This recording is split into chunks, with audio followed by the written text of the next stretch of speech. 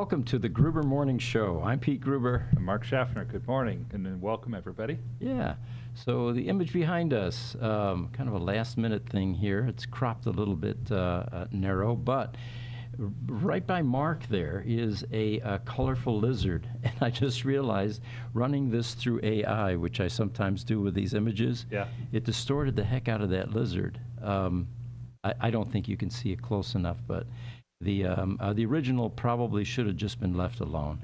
It was because that lizard was a lot more pronounced.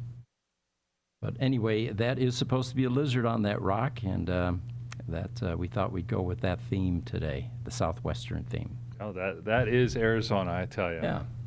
So got an interesting article to lead with here, and this one is headlined, Elon Musk responds to Tesla Supercharger shutdown on the New Jersey Turnpike. And Elon's take on this is, man, it sure sounds like corruption. So the backstory on this is that the New Jersey Turnpike Commission, or the governing body, has chosen a sole third-party company to provide EV charging solutions, despite the fact that Tesla is quite successful, having a number of superchargers, 64 of them actually, 64 stalls on the New Jersey Turnpike. Yeah. So they say that this is somewhat confusing, considering that it's accessible to many different car companies, not only Tesla. But New Jersey has decided that these need to be shut down, and they've gone with a sole supplier, a different sole supplier. It sure sounds like it's politically motivated, does it not? It really does. It just kind of reeks of politics to me. And I think that there's a great chance that, the Democratic governor and government in New Jersey is wanting to send a message to Elon about how they don't like what he's been doing. Now, wait, these public officials, aren't they supposed to represent the public that voted them in, that are using this turnpike, that maybe Tesla owners or other EV owners that are getting benefit from what is considered to be the most reliable charging system on the planet right now? Right. So, but as the article points out, politicians have already shown that they are willing to be very vocal about their distaste for Musk and Tesla. They give another example. Minnesota governor and former vice president candidate Tim Walz has been very upfront about his disdain for the company and its CEO, especially as Musk took a stab at the federal level with the Department of Government Efficiency. You know, it's just kind of crazy. Politics isn't everything, I tell you. Politicians being politicians in this case, and no one has presented any kind of a reasonable counter-argument as to why this is a good move. We'd certainly love to hear it. I'd love to hear it too. I mean, why would you take the best, most reliable, longest-serving infrastructure for EV charging that services a broad range of EV vehicles? There's no, it is not like it's proprietary. I would understand it if only Tesla was able to use it. New Jersey, you're doing the right thing. Let's open this up to all the other EVs. Absolutely. And yet the North American charging standard is becoming the standard for all vehicles. Right. Tesla has opened it up to many brands, and it's going to continue to open up to additional brands in the future. So there's no logical sense that I can find behind this. So we'll continue to report on this, and we'd certainly love for New Jersey to come up with some compelling reasons, something that makes sense, something that doesn't smack of, politicians being politicians again. Yeah, by all means. So we've got an interesting image here to pop up. Let me bring that over so that our team can bring that up. Where did it go? There we go. All right. Go full screen on this. And Mark's going to report on this one. This is a New York Times article. Headline is, Electric Vehicles Died a Century Ago. Could that happen again? Well, and the question is, could EVs die out again? You know, back in the early 1900s, at one point, electric vehicles had almost a third of the market. And they were considered a real contender for taking over automotive propulsion in the entire worldwide automotive market. Despite a horribly inefficient technology, which was lead-acid batteries, very heavy, very dangerous in an accident. You've got sulfuric acid sloshing around, basically. Of course. Yeah. Of course. And there were no electronics involved to the level that there are now. These were DC motors that were being fed directly from a DC battery, and large, huge switchgear, cumbersome, and Absolutely. and somehow this could have actually gained momentum. It could have. It could have been the thing that that propelled, for lack of a better word, the entire automotive industry. Right. The reason that it didn't, there were three things that really helped doom the EV in the early 1900s. One, of course, was a lack of charging infrastructure. There was a lack of electricity. Even many areas in urban America did not have a lot of electricity or a lot of infrastructure for electricity. And rural America, forget about it. Most of rural America in the early 1900s had no electricity.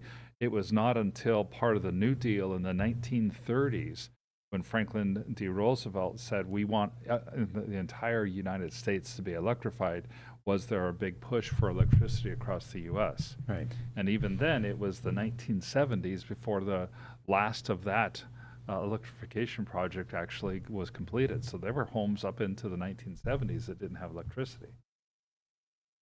There were higher costs for electric vehicles relative to ICE cars as well. We can thank Henry Ford for this. Buying an electric vehicle was considered a bit of a luxury. You're going to spend anywhere from $1,500 to $2,000 for a car, and that was pretty big money back then, and there was no such thing as financing. The whole concept of financing and being able to pay over time for something concrete like a vehicle was not common at all until probably the 1950s, late 1950s. So there was also a political preference for oil and gas. Now, the oil and gas infrastructure had largely not been built out either. But there was this guy named John D. Rockefeller who had the ear of a lot of politicians. Right. And in the 1920s, in fact, the U.S. Congress granted a tax break to oil companies. They would bring together their profits, and then they would take 27.5% of their revenue, and that would be considered exempt from tax. Even politicians at the time, after it was implemented, said, yeah, this is probably too rich of a subsidy. We pulled the number out of the air. We made it a nice odd number so people wouldn't think that we pulled the number out of the air. Right. But that subsidy lasted until the oil embargo times of the 1970s. Really? Wow. And so that political preference for ICE vehicles also really tilted the scales toward ICE. Now today, Congress is thinking about rolling back federal EV infrastructure programs. The $7.5 billion set aside as part of the Inflation Reduction Act for a federal build-out of electric vehicle charging infrastructure has been halted completely by President Trump. The Congress is also talking about removing electric vehicle subsidies. They're considering that $7,500 tax credit, basically, and the $4,000 credit for buying used electric vehicles from dealers. That would all go away if the big, beautiful bill that President Trump is working through Congress passes. Those provisions, the end of those provisions is part of that bill. Another provision that's less well known is that they're actually talking about imposing a fee of $250 on electric vehicles for highway and infrastructure improvements, kind of like an EV tax. So you look at those three things, but then you look at it and say, well, this is the New York Times. And in my opinion, very few of the things the New York Times does are truly objective. The New York Times is very much a political entity in and of itself, I think. There are some differences between now and the early 20th Mhm. So while this article was great, kind of clickbaity, kind of fear-mongering, um, well written, but leaving some important features out. For example, the $250 tax on all new EVs doesn't mention that because ICE vehicles have a gas tax, ICE vehicles over their lifetime pay anywhere from $400 to $600, depending on the mileage you get and how many miles you drive your car over their lifetime. Ford, federal highway, Right, infrastructure. infrastructure and road Yeah. repairs. So having a $250 upfront fee on EVs could be very easily packaged and explained to people of everybody who drives on our roads needs to pay to maintain the roads. Mhm. If you're driving a gasoline-powered vehicle, as you fill up with gasoline, you're going to pay for your roads. Since EVs don't use gasoline, we're going to charge that up. Yeah. Charging, one thing the article did talk about was charging times. Back in the earliest 20th century, it was always several hours to charge enough to get about 80 miles of range. And even the author of the article said, if EV charging gets to be faster than fueling up with gasoline, it's game over for ICE engines. Mhm. Well, I mean, EVs already achieve 200 plus miles of charge in as little as 15 minutes. And I think we're maybe a couple years at most away from 500 miles of charge in as little as 5 minutes. And that's the number that the author mentioned, was if you get 500 miles in 5 minutes or better, it's game over for gas, because that's twice the pace that you can fill up a car with gasoline. Right. Finally, there is a worldwide movement toward EVs. We're going to get into that in a little bit. Mhm. But this article doesn't take any of that worldwide movement into account. Infrastructure is already way more prolific than it was in the past. Home charging is great for homeowners, and public charging is readily available for renters. And America is much more urban and much less rural than it was 100 years ago. 100 years ago, maybe 5% of America lived in urban centers. Now, over half of America lives in urban centers. So, and finally, EV prices, they're already approaching ICE prices. We talked a couple weeks ago about Slate, which is being backed by Jeff Bezos. Right. BYD has several cars in its lineup. In fact, China produces several cars in their lineup that are at or below ICE vehicle prices, with better performance, far better energy usage, and lower upfront costs as well as total cost of ownership. Yeah. And, despite all of these, the credits beginning to dissipate and go away, as this image here indicates, 1 in 4 cars sold globally in 2025 will be EVs, with sales surpassing 20 million units. The proliferation and the conversion to EVs is well underway, and Yeah. it doesn't look like it can be stopped at this point. Yeah, I think it's a little bit late for the politicians to go back to fossil fuels at this point. Yeah. Now, this particular article here that we've got popped up here, and we've got a couple of comments here we'll get to in just a moment. This is according to the International Energy Agency.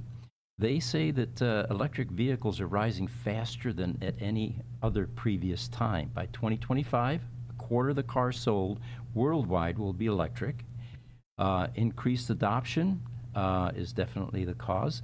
They predict that 20 million electric cars will be sold throughout the world, which is a rise from 17 million in 2024. And it just shows how fast the consumer and the market is changing. Now, the other part of this article is China's ahead, while emerging markets are gaining speed. It turns out that the electric vehicle sales around the world were mainly driven by China, which claimed more than half of all sales in 2024.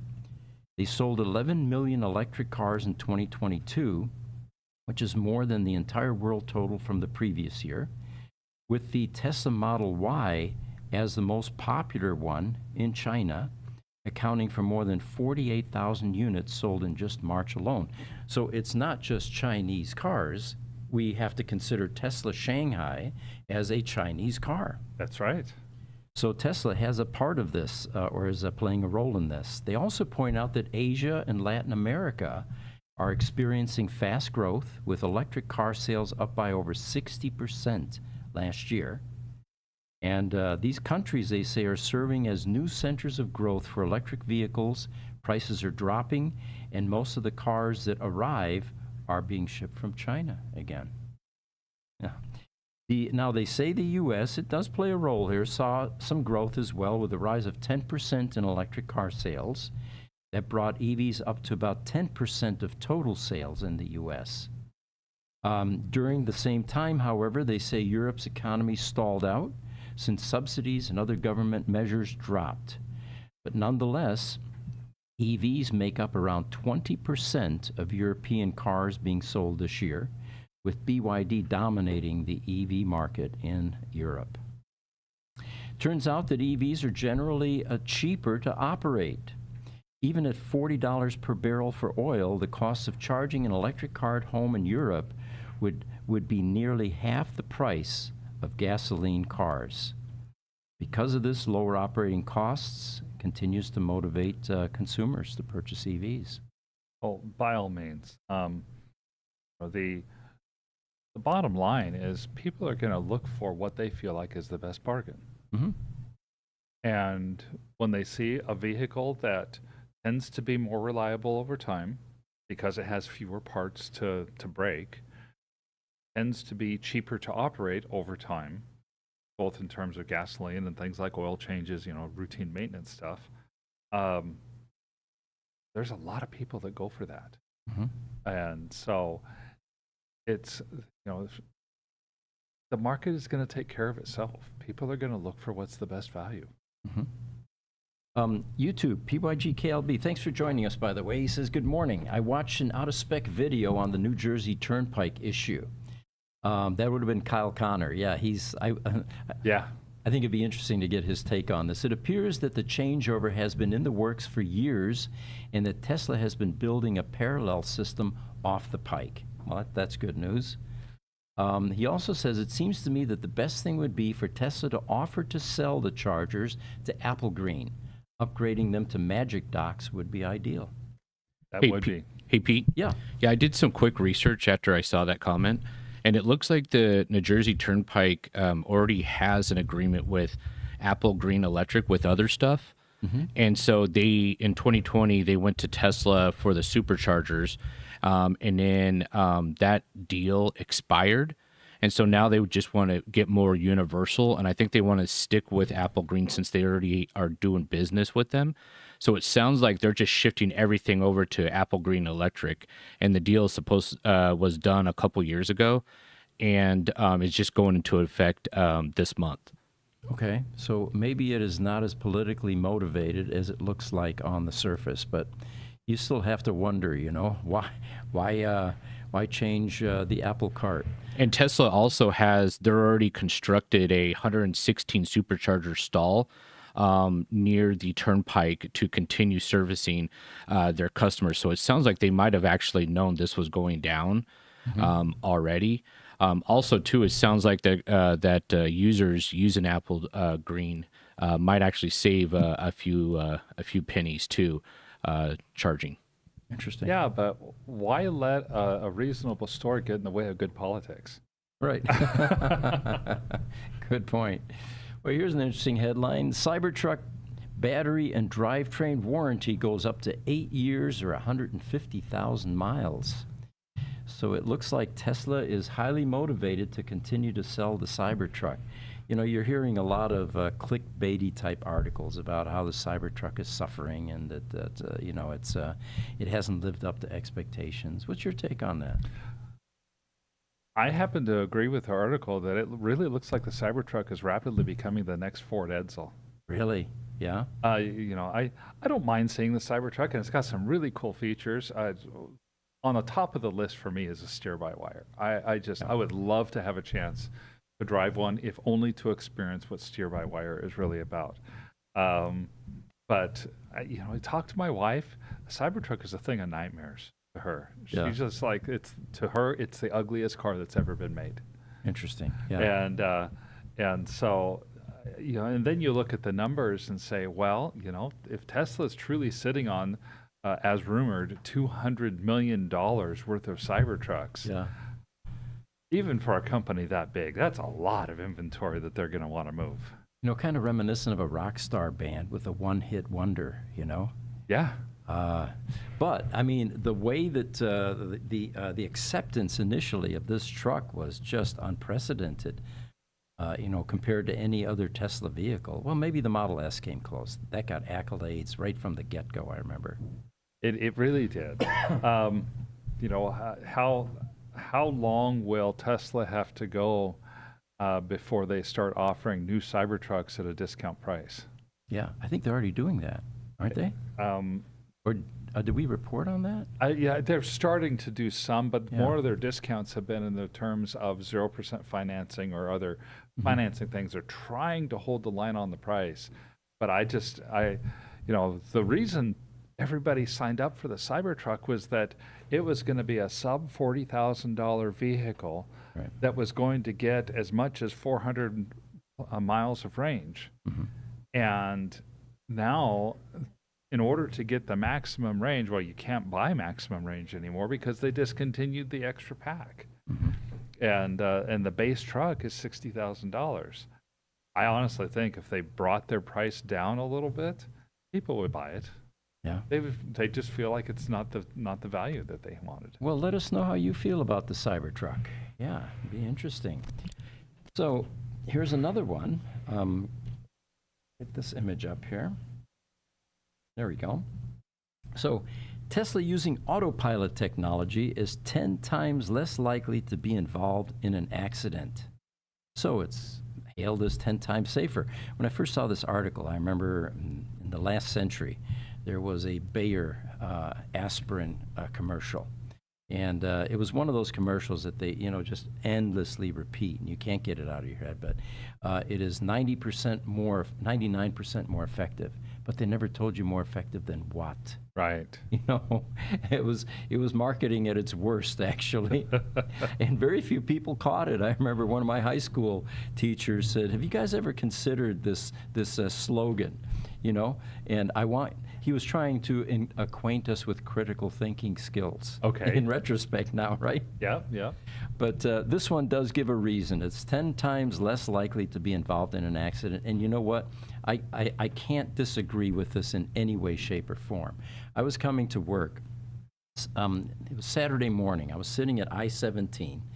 We had a red light. There were 3 lanes. 2 of us were sitting in the right and the middle lane. And some guy just blew right through that red light without ever even considering that red light in the left lane.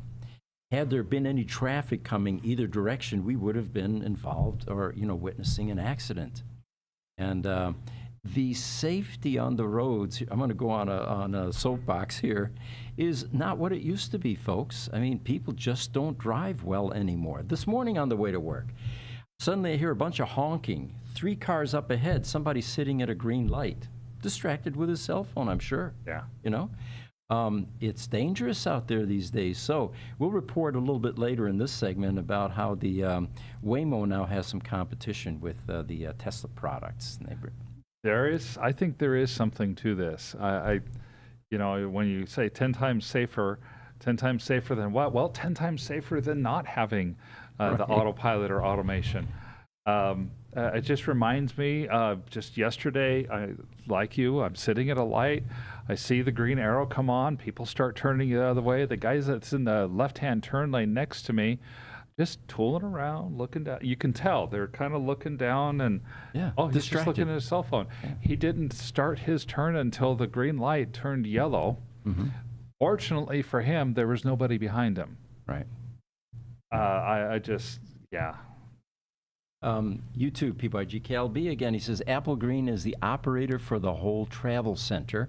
They buy chargers from several manufacturers, so Tesla chargers would be a good fit. Okay. Yeah, they would be. Mm-hmm. I think would be a brilliant marketing part on Tesla, and Tesla has been known to sell their chargers to third parties in the past. Yeah. So here's an interesting article from TechWorm. General Motors has surged ahead to become Canada's top electric vehicle seller in Q1 of 2025, overtaking Tesla with a 252% increase in EV sales. Well, the article continues. It says the growth is propelled by models like the Chevrolet Equinox EV, Silverado EV, and the Cadillac Optiq. Meanwhile, Tesla sales in Quebec plummeted by 87%, dropping from 5,000 units in Q4 of 2024 to just 524 in Q1 of 2025. So, factors, they say. Well, this decline include the suspension of federal and provincial EV incentives and trade tensions leading to tariffs and controversies surrounding CEO Elon Musk. GM's diverse and affordable EV lineup, now here's the important phrase, coupled with a neutral political stance, appears to resonate more with Canadian consumers during these turbulent times. So my question is, would this have been different had Mary Barra joined Trump's cabinet? I'm sure it would have been. That's a great question. And I'm sorry, General Motor EVs diverse? Yeah. What can you name any General Motors EV models? You know, I'm just pleased that potentially GM can survive this onslaught. Because remember, Ford and GM are the incumbents. Yeah. They've got a massive amount of infrastructure changes to make in order to join the EV race. And we all speculate it's going to be very difficult for them to pivot. Yeah. So at least the Canadians are giving them some love, and maybe that will help their, that will help them survive. I hope it does. I finally have seen an electric Silverado on the road. I was pretty impressed by what I saw, actually. Really? It Yeah. seemed like a really good, solid vehicle. Cadillac Lyric has been a hit. That's Cadillac's EV version. Chevy Bolt was a hit, but it's been discontinued by General Motors. So, I have to admit I'm not terribly familiar with all the different models that are EV in General Motors' lineup, other than those two. Yeah, and of course they'll never live down the EV1 debacle. GM in the last century could have owned the EV market. They were there before Tesla, and decided there's no market for electric vehicles. You think about it, GM could have been Tesla. Exactly, yes, easily. They had much deeper pockets. They had much better staying power. They had many more cash cow type functions within their corporation. But yeah, they clearly blew it. That they did. So another one here, and this one is kind of funny. We've been reporting on Toyota and their silly notion that hydrogen cars are the way to go, and that basically saying that EVs really aren't the future. They've changed their mind, folks. They've had a change of heart finally, and this announcement says Toyota plots massive EV push with 7 new models for the U.S., and we won't give up, as Cooper Erickson, the Senior VP of Planning and Strategy at Toyota, says here. Well, they talk about that these 2 Toyota EVs that they mentioned will be American-made and use locally sourced batteries. Both Toyota and Lexus revealed 5 new electric cars for the U.S. last week, some of which will go on sale in the fall and others by early next year. They talk about 2 additional EVs are in the pipeline for the American market. They will be U.S. made and use, of course, locally sourced batteries. And they do make a strong statement. They don't want to give up to the competition anymore, and they see EV sales growth on their horizon. Well, the 2 best sellers that Toyota talks about is Camry and the RAV4, and those 2 are going to go hybrid. What do you think of that? That's a big move, in my opinion. Camry and the RAV4 are the 2 best-selling automobiles worldwide, or 2 of the 3. Mm-hmm. I have to say it in that way. I don't remember which one is number 1 and which one is number 3. Sandwiched in between them is the Tesla Model Y. Mm-hmm. And the Model Y has been vying for the top spot. Sometimes even the Model Y even takes the top spot. So what we're talking about, though, is that means you've got two vehicles that sell close to 1 million cars or more than 1 million cars a year per model that are going only to hybrid. That will help to transition people to EVs faster, in my opinion. Mm-hmm. Because once people begin to get used to the idea of a battery in their car, and the battery is safe, and the car is better, that's the stepping stone that I've talked about for years that people need to take to eventually embrace EVs totally. And once they get ready to shed the higher maintenance costs associated with a hybrid, they'll eventually transition to a full EV, realizing that it's going to cut some maintenance costs. Yeah, I think a vast majority of people, when they transition out of hybrid, are going to transition out of hybrid toward EV, not out of hybrid back to ICE. Can't imagine why, yeah. They do say that Toyota is gearing up to launch 7 new fully electric vehicles in the U.S. by 2027. And apparently, some of the early reporters that have seen these or have been reporting on this claim that this is a good thing for Toyota. YouTube, Randolph Schneck, thanks for joining us. He said 10 times better compared to all cars on the road, including very old cars. Yeah, it's 10 times better safety. Okay, that makes sense. Yeah, definitely. All right. We talked about the Cybertruck, and it looks like the battery, I think we've already reported on that. All right, let me get the next topic here. There's a fun one coming up. Yeah. Are you? Do we have a picture of it here? Oh, here it is. Yep. Okay, there we go. Yeah, this one caught my interest. Here's a woman in China, and you can tell it's China based on the license plate there. So the headline is, Tesla gets surprise quality check as woman goes full WWE in traffic. World Wrestling Enterprise. I had to look that up. Yes. There is a video that goes with this, and she has a stick in her hand, and she's beating on that windshield. Climbed on the roof of a Tesla Model Y and began furiously attacking the windshield right in the middle of a busy street. Now, we can only speculate what motivated this kind of passion. And, some of the topics that came to mind is maybe her husband's in there with another woman. Maybe. People do get kind of crazy when things like that happen.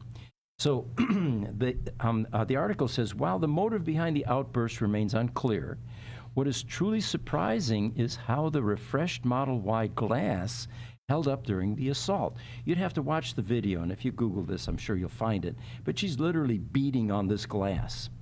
Then she flips backwards a bit, and she plants herself in the middle of that windshield. And she doesn't, she looks like a hefty woman.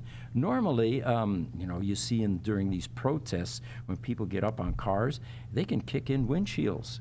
But this windshield held up.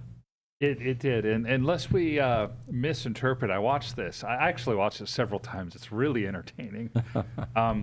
When she falls onto that windshield, it's not completely her choice to do so, and it is more of a fall than a stomp or something like that. The guy in the Model Y simply hits the accelerator. Right. And the next thing you know, she's holding on for dear life, hoping that she doesn't flip over the end of the car. Well, there was an interesting comment that went with this, and I wanted to read parts of that for you. And he says she had no idea who or what she was messing with. I would not have been that nice as that driver if he had simply picked up speed and slammed on the brakes. It would have slammed her into the ground. So he says, what have we gotten ourselves into these days? If a person likes a product, they don't have to approve what the CEO does with their extracurricular time. Now, this is, of course, assuming that this all was motivated by a distaste for Tesla and what the CEO is doing, which we don't know for sure. But he does make a good point. Tesla owners, who are often the victim of this kind of rage, are pure bystanders, and so are Tesla employees who witnessed this horrific stuff at the stores where they work at. The firebombing, the flipping off that you encountered at one point. He says, I'm not defending Musk in any way, but these actions are not okay, and neither are the savage drivers on the roads these days. And he lists a number of things that could happen for someone that voices some displeasure for you driving the wrong brand of vehicle. Voluntarily dazzling other drivers by driving with the brights on is against the law and blatantly dangerous. Cutting off a 20-ton urban bus with barely a meter to spare and then do a brake check. This could be a semi as well. Oh, yeah? That's dangerous as hell. That truck isn't going to be able to stop, and if he runs over your car, the only one that's really going to get hurt is you. Right. That truck driver's just going to lose a tire or some suspension components, but he's perfectly safe in that cab.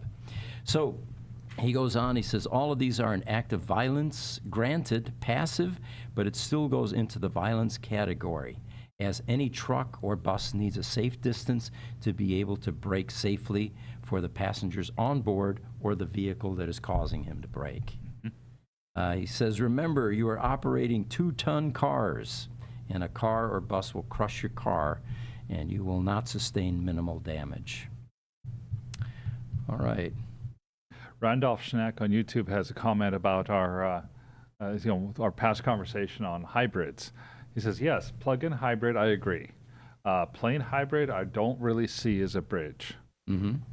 I think I agree with you, Randolph, overall. It really, the key is the plug-in hybrid, the idea that somebody could plug into their house, be charged in an hour or so, and commuting to and from work as much as 40 or 50 miles. They could commute to and from work and not have to use their fuel at all.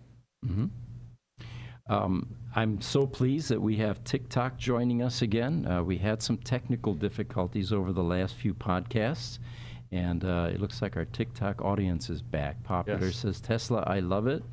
We do too. We think they're great cars. Yeah. I've got some graphs to show you, but instead of that, let's pop up this image of what Mark found, and this is a AC propulsion. Notice the little AC in the wheel insert. This is a company in San Dimas, California, that in 1994 made 3 electric sports cars called the tZero. And the original 3 were outfitted with Optima spiral-wound 12-volt batteries. And you can see the door there, what's supposed to be the door, which has a number of batteries.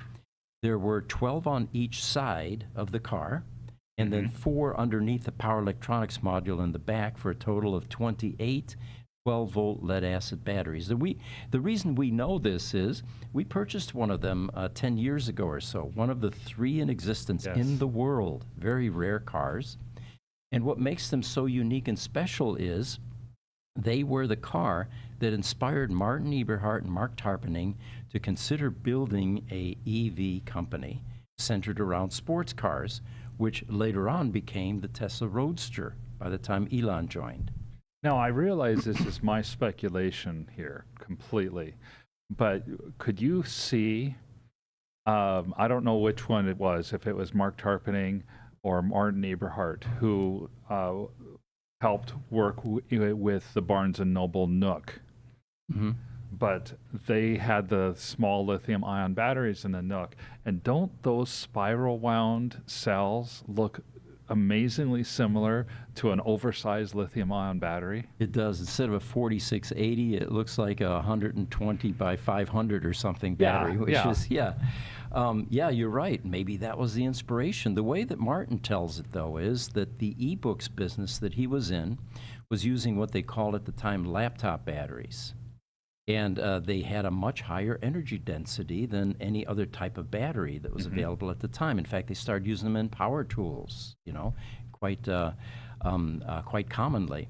So he decided to commission AC Propulsion to convert one of these tZeros to a lithium-ion battery system. The range went from 80 miles to almost 400 miles. And the performance, the 0 to 60 performance, increased substantially as well. Of course, it wasn't a production-ready design, let's put it that way. Yeah. Because if you got T-boned in a car like this, either with the lead-acid batteries, you'd end up with in a bath of sulfuric acid, or with lithium ion, which catches fire fairly quickly, you could be incinerated in a car like this. So, but this was, however, this car, one of three, which is what we're showing here, was the inspiration behind the Tesla Roadster. The strategy was, let's develop a fun two-seater convertible EV that hopefully will get people excited about electric vehicles, which prior to that looked like the EV1, which was a grocery getter sedan, four-door sedan, you know, not very stylish. And well, and I remember they one of the keys that they wanted was for at least 200 miles of range on their little sports car as well. They didn't want the EV1 had set the standard with about 90 miles, and Nissan was talking about coming out with its little 3-door hatchback commuter car that was going to have about 100 miles, and they're like, you know, nobody wants to drive 100 miles, or even, you know, reality is 70 miles and then be scared that you're going to run out of juice. They want to be able to drive 150 miles or 200 miles, and so they wanted to, they decided 200 miles was a much better range goal than 100 miles. Now, the Tesla Roadster arguably has been called the genesis of the EV revolution. But I want you to consider that it was really these three cars that inspired the Tesla Roadster. Yeah. If you want to see, there are two of these cars currently available at the Peterson Auto Museum in Los Angeles. And that's part of what this picture was taken from.